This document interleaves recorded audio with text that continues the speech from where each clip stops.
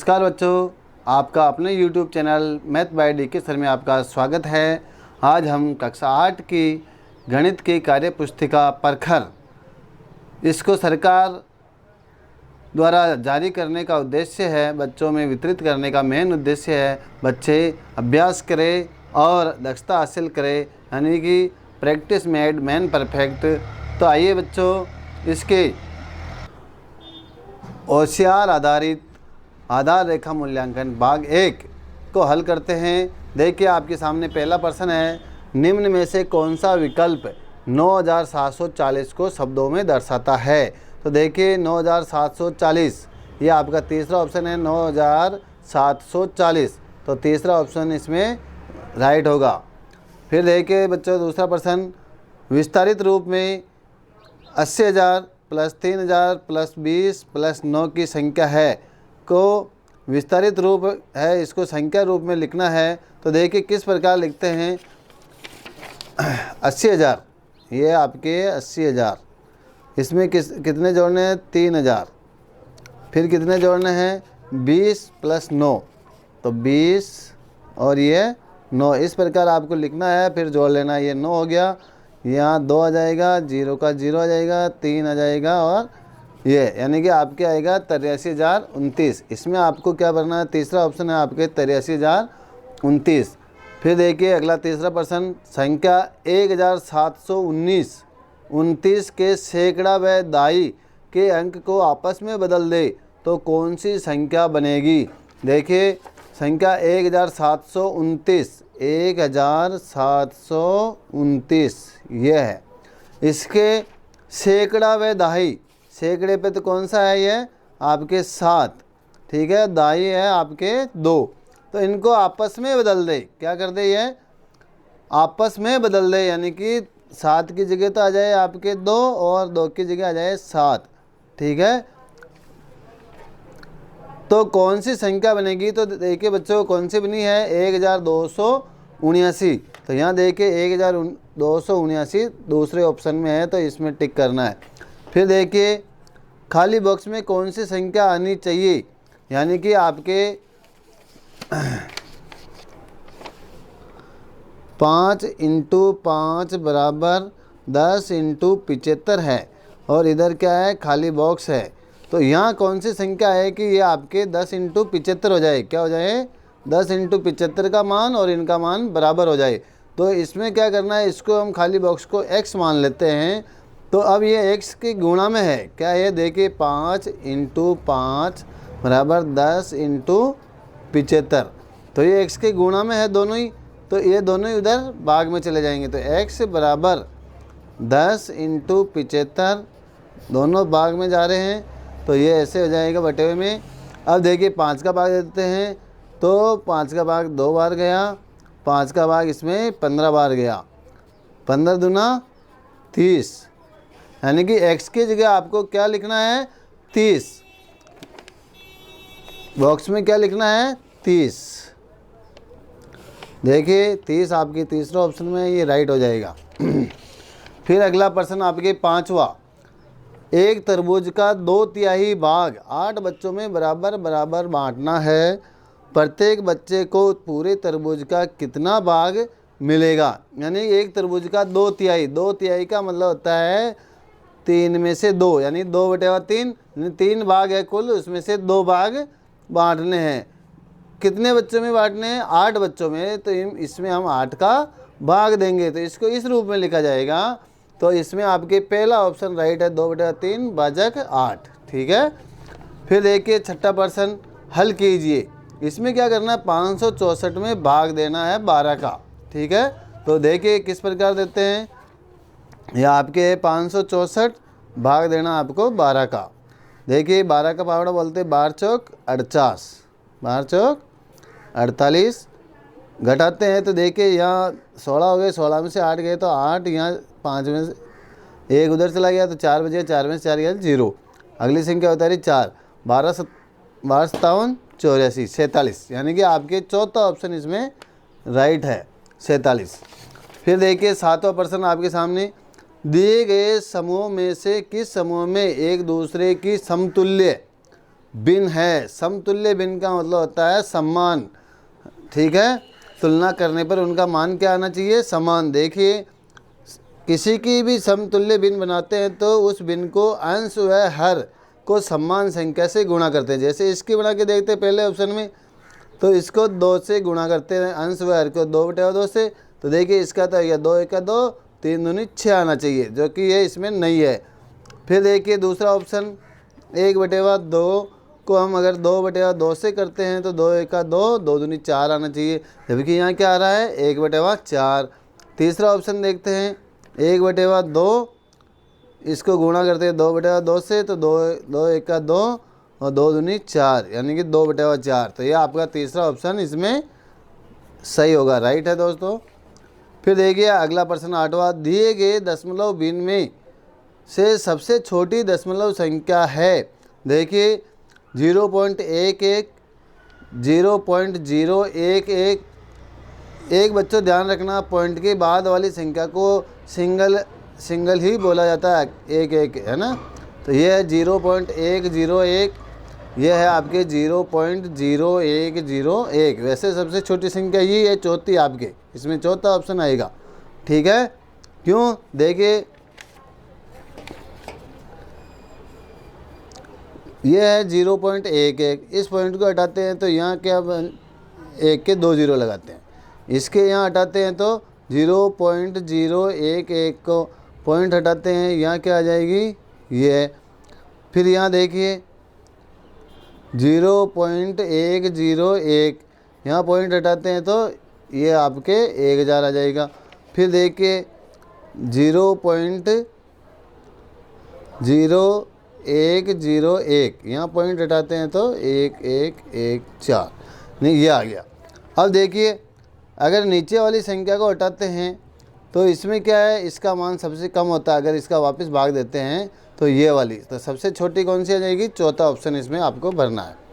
फिर देखिए निम्न में से, 9वां प्रश्न है, निम्न में से सबसे छोटी संख्या या छोटी भिन्न है। तो इनमें सबसे छोटी भिन्न यानी कि सभी का हर क्या है, बराबर है, तो अंश के आधार पे इसका पता लग जाएगा। तो जिसका अंश छोटा होगा वो सबसे छोटी होगी। देखिए पहली में आपकी क्या है 2, दूसरी में 3, तीसरी में 6, चौथी में 4। तो यहाँ इसमें पहला ऑप्शन आपका राइट होगा, ये सबसे छोटी भिन्न होगी। फिर देखिए निम्नलिखित में से कौन सी संख्या 279 का एक गुणनखंड है। तो देखिए गुणनखंड का पता करने के लिए हम इनका भाग उसमें देते हैं 279 में, तो जिसका पूरा भाग जा रहा है और शेषफल 0 आ रहा है वो उसका एक गुणनखंड हो जाएगा। तो देखिए इसमें हम 279 में पहले 6 का भाग देते हैं, किसका, ये है आपके 279, इसमें अगर 6 का भाग पूरा जाता है तो 6 इसका गुणनखंड हो जाएगा। तो देखिए 6 चौका 24, 6 पंजे 30, तो 6 चौका 24 बच गए, 3 उतारा 9। तो देखिए 6 के पावड़े में 39 आते हैं क्या, नहीं आते, तो ये इसका गुणनखंड नहीं होगा। फिर इसके अंदर 279 में अगला ऑप्शन क्या है 9, देखिए ये 9 है, 9 का हम भाग देते हैं तो देखिए 9 3 तो 27, ठीक है। अगली संख्या तेरी 9, 9 1 का 9, यानी कि इसमें पूरा भाग जा रहा है और शेषफल क्या आ रहा है 0, कुछ भी शेष नहीं है। तो इसमें ये क्या दूसरा ऑप्शन आपका राइट होगा, अगली संख्या का आपको भाग देने की ज़रूरत ही नहीं है।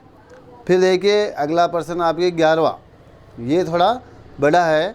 दिए गए चित्र में कोण P, कोण Q एवं कोण R के मान क्रम से होंगे। देखिए ये चिन्ह किसका है, कोण का चिन्ह है, और कोण P यानी कि ये वाला, ठीक है, इसका मान Q और R का मान। देखिए P का मान ज्ञात करते हैं, यहाँ 97 डिग्री और 55 डिग्री दे रखा है। इस रेखा को देखिए आप ध्यान से, ये क्या है सरल रेखा, और सरल रेखा पर बना हुआ कोण हमेशा 180 डिग्री का होता है। ये पूरा कोण कितने का होता है 180 डिग्री का। अगर 180 में से 2 कोण आपके पास दे रखे हैं, इन दोनों का हम 180 में से घटा देते हैं तो P का मान आ जाएगा। तो ये काम कर लेते हैं। देखिए कोण P plus 97 degree plus 55 degree बराबर होना चाहिए आपके 180 डिग्री के। ये तीनों कोण किसके बराबर होंगे 180 के। तो हम निकाल लेते हैं कोण P बराबर, इन दोनों को जोड़ लेते हैं। देखिए जोड़ते हैं तो 7 5 12 का 2, हासिल का 1, 9 और 5 14 और 1 15, कितनी डिग्री का हो गया 152। देख लीजिए 152 डिग्री प्लस 100, ये बराबर में आपके 180। ये इधर है तो इसका पक्षांतरण करते हैं हम उधर, तो P बराबर आ जाएगा 180 माइनस 152 डिग्री। ठीक है, तो 180 में से 152 को घटा देते हैं तो कितना आ जाएगा 28 डिग्री।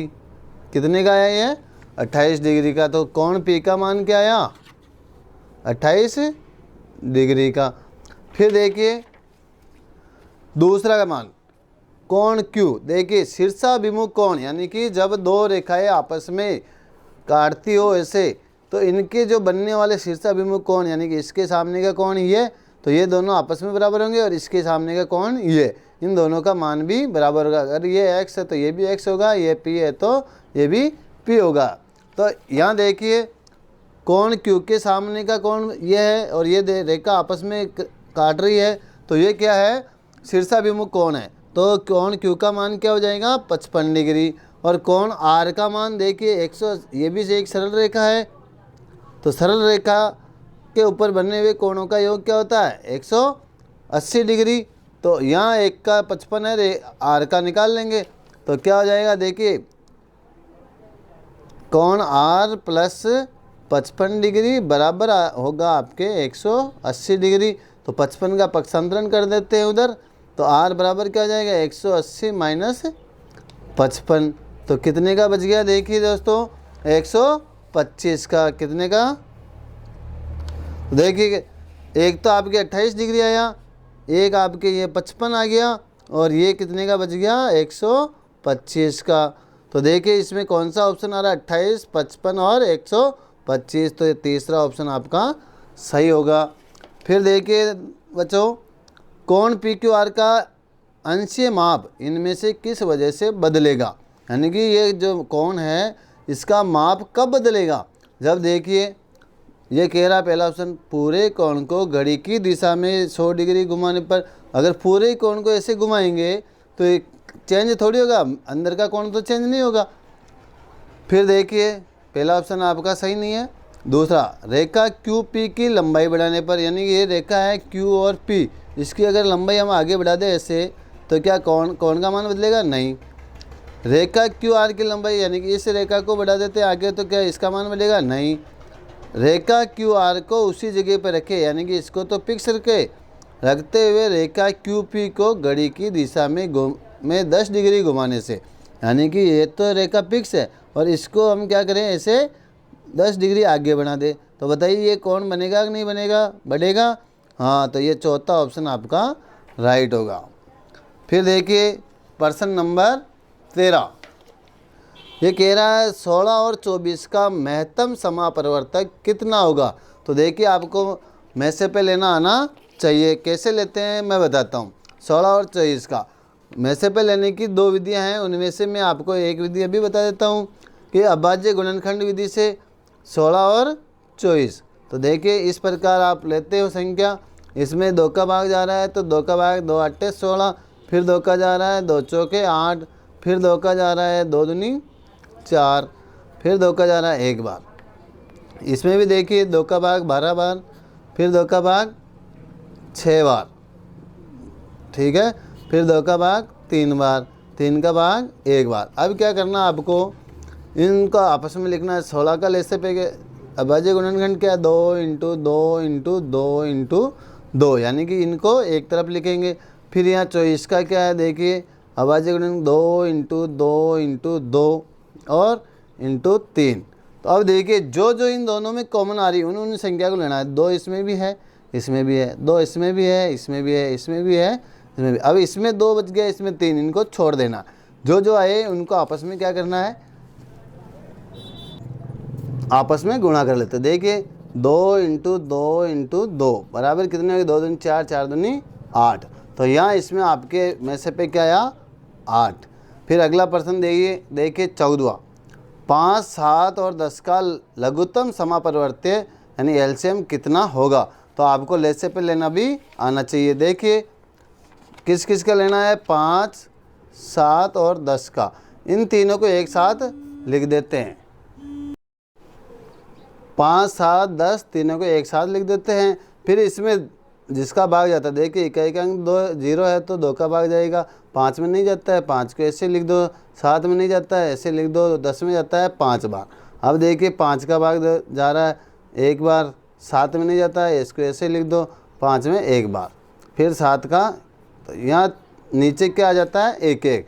अब इन तीनों को गुणा कर दो, 2 × 5 × 7, देखिए 7 पंजे 35, 35 दूना 70, तो इसमें लेसे पे क्या आएगा 70। ये आपका तीसरा ऑप्शन इसमें सही है। अब देखिए इनमें से किस कोण का माप 60 डिग्री है, यानी कि आपको कोण माप कर पता लगाना है। तो देखिए ये तो होगा ही नहीं क्योंकि बहुत छोटा है, अगर आप फिर भी नापना चाहो तो देख लो, ये देख लीजिए ये लगभग 30 डिग्री के आसपास है। फिर देखिए ये वाला ऑप्शन, हाँ ये आपके बिल्कुल 60 डिग्री का है, ठीक है, तो ये दूसरा ऑप्शन राइट होगा।